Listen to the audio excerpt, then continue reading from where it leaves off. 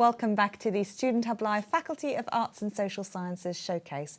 In this session, we're taking a look at R45, which is the BA Honours in Religion, Philosophy and Ethics. And I'm joined by Carolyn Price, who is a Senior Lecturer in Philosophy, and Graham Harvey, who is a Professor of Religious Studies. Now, you've brought in some objects which we're going to talk about later, and we've got some fantastic questions for people at home. So, these are all multi-choice questions. To select on the widget or interactive tool, just click on the one that you want to vote on, select the item that applies, and then you can see what everyone else at home says. So here are our questions for you. Is it ethical to eat cows? Is it ethical to fly to pilgrimage destinations? Is it ethical to break the law in support of a good cause? Is it ethical to waste your life? Is it ethical to donate money to save a historic building rather than to invest it in important medical research? So, no right or wrong answers here. We'd like to know your opinions. And if nothing else, that gives us a flavour of why philosophy, religion and ethics could be so exciting. So let's start by talking about why study this qualification, Graham. Well, it's a new qualification that brings together philosophy and religion and provides some exciting stuff to do with citizenship, prepares people to engage more strongly with contemporary issues, with more critical thought, with learning skills, research skills, and it's very exciting. It's a great new adventure for us as well as for students who join us. So both of these topics, philosophy and religious studies, they both address some really big questions in the world. So, for example, on philosophy courses, we talk about political justice, we talk about the ethics of war, but we also address kind of questions that should be of personal interest to people. So questions about what makes life meaningful, why should we read literature? So there's just a huge span of questions that interest people on all sorts of different levels. Now, our previous panel said that we should study sociology and criminology because it prepares you for being an adult. But Graham, you would argue that studying philosophy, ethics and religion studies you for citizenship. Yeah, because the world's a very complex place with a lot of competing ideologies, religions, practices, cultures, ways of being human, ways of engaging with the world, and people need to understand those more robustly, to engage with them more strongly, to be able to argue a case more carefully. So philosophy and religion are both at the heart of, and the study of religion and philosophy are both at the heart of these sort of engagement. And to be a good citizen, I think you need to both understand what's happening in the world, understanding religions in their diversity and ways of understanding the world, and you need to be able to make a good case. Yeah. And on the subject of that good case then, what are some of the skills that people might develop in addition to all this exciting content? Okay, so again, I mean, most broadly, good study skills, finding out things, and good communication skills, so being able to represent your ideas and the ideas of other people. So I think both philosophy, religion, and the ethical issues that run throughout them help you to engage strongly with a whole variety of different things that are going on. Absolutely. Now, for you at home, if you could fill in the widgets, there's no right or wrong answers, and they're all completely anonymous, by the way, as well. So have a go at some of those questions, because hopefully they're going to be some food for thought for our panel as well. So don't forget to let us know which option you think you would vote for to those very interesting questions as well. OK, so these skills are great. What's distinctive about some of these skills compared to, say, other qualifications? Shall I answer? Do. From a philosophical point of view, I think I can talk about how philosophy has developed some of my skills through my life. So, for example, I've learnt to read much more carefully and critically, not just accepting things that I'm told, but actually thinking carefully about whether I believe them. I've learnt to explain complex ideas using very clear and precise language, and that can be an important skill in lots of different contexts. And I've also learnt to be confident about developing my own case, finding my own ideas about something and arguing for it, but also, as well as being confident, doing it in a thoughtful way, not just as a debating point, but as something I really believe, where I've considered the opposing arguments as well.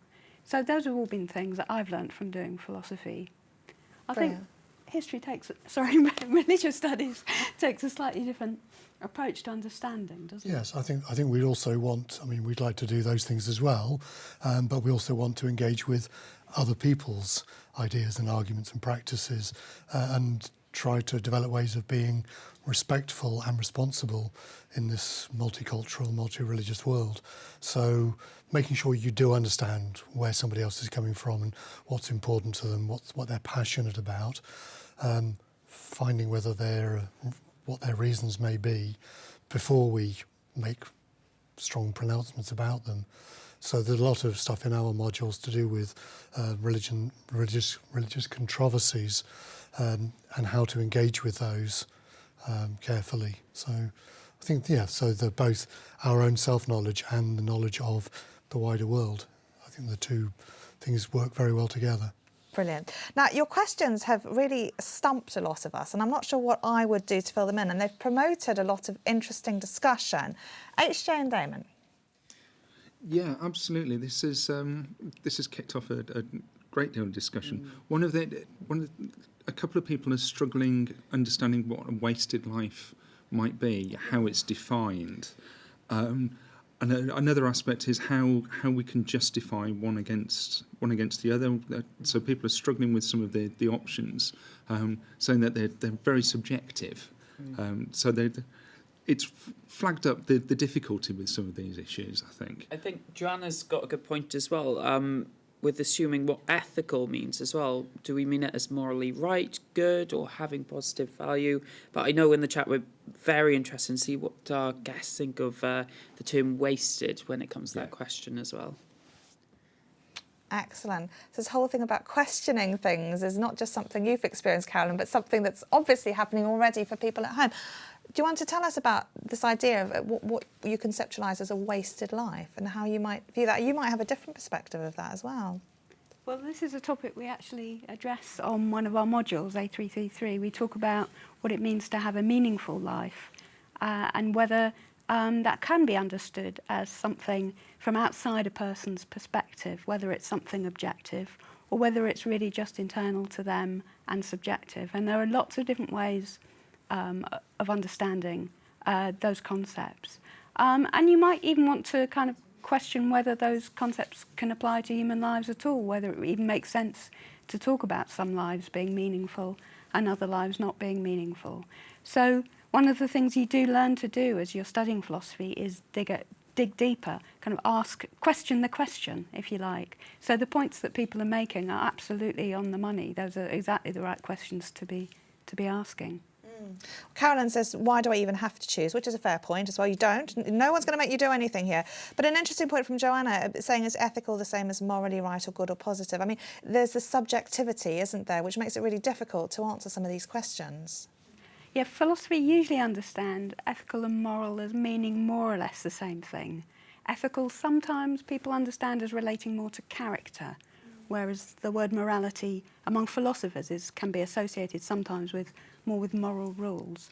But the word ethical does mean quite different things in different contexts. And again, it's something you have to be careful with in philosophy, is language and the use of words. Well, absolutely, and always defining terms, even those colloquial terms that we often use, can often have a very different meaning or specific meaning in a particular context as well. Graham?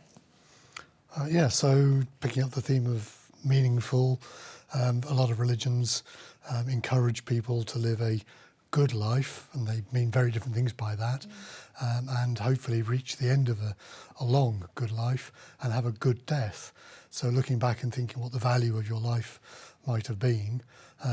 So some religions would insist that there is an objective standard created by deities or ancestors or previous generations or somebody else that tells us how to do things, and clearly there's a religious diversity because people don't always do all those things. They create different versions, and then you get this tension, dynamic tension between subjectivity, objectivity, choices people make.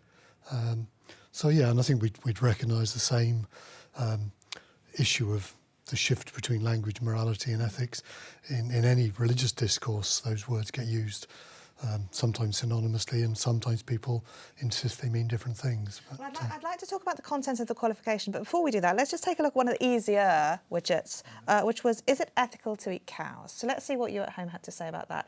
50% said not sure, 33% yes, 17% said no. Is that what you expected? What I would expect would just be for it to be controversial. I mean, we pick these questions because they're difficult and controversial questions. The questions that we address on our modules are difficult and controversial questions. People aren't always going to agree.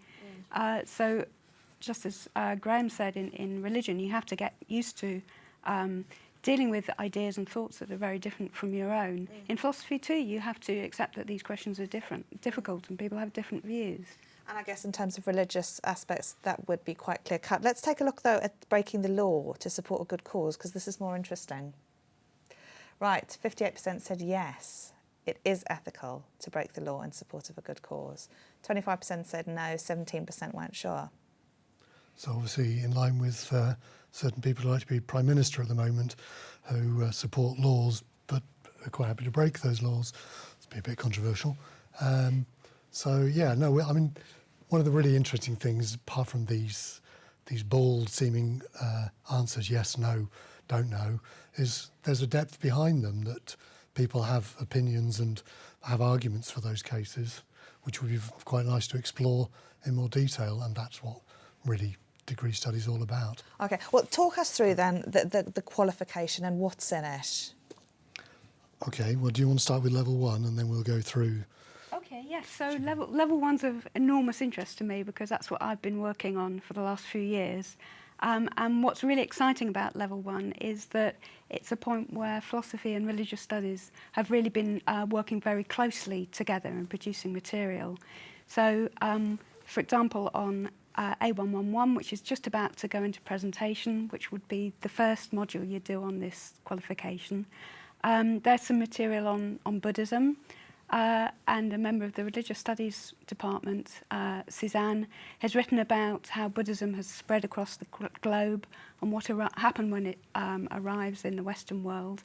And then I write a chapter on how Western philosophers, in particular the philosopher Arthur Schopenhauer, reacted to Buddhism when he first came across it, and why he thought that he was a Buddhist. In fact, by the end of his life, he claimed that he was a Buddhist. And that's a place where we really work closely together, and I've actually had to consult Suzanne to try and understand Buddhist thought, which wasn't something I'd ever worked on before. And in the module that follows that, that also kicks off with some more material where philosophy and religious studies are working together, where we're talking about Martin Luther, and I'm writing about liberty of conscience, which is also a new topic for me and very interesting. Brilliant, excellent. And we're looking at specifically at A111 a little bit later in the day. What happens at level 2 then? So this is, I think, is where I get to talk about my object. Oh yes. So I have with me a ring, and this is actually a magic ring. So I'm not going to put it on, because if I put it on, it's going to make me go invisible. Oh, don't do that on this show. Because I'm not sure we've got the technology to cope with that. It'll make me go invisible, and what that will mean is that I'll be able to get away with anything I like. I'll be able to rob banks, cheat at Open University exams, do all sorts of naughty things in order to get my way in life. And this is a story that the philosopher Plato actually tells in the Republic. He tells a story about someone who finds a ring that has these powers. And then the question is, it's not so much, well, would you be naughty? Would you do these things? But the question he wants to ask is there a reason why you shouldn't? Are there any reasons to be good other than the fact that you'd be caught if you weren't?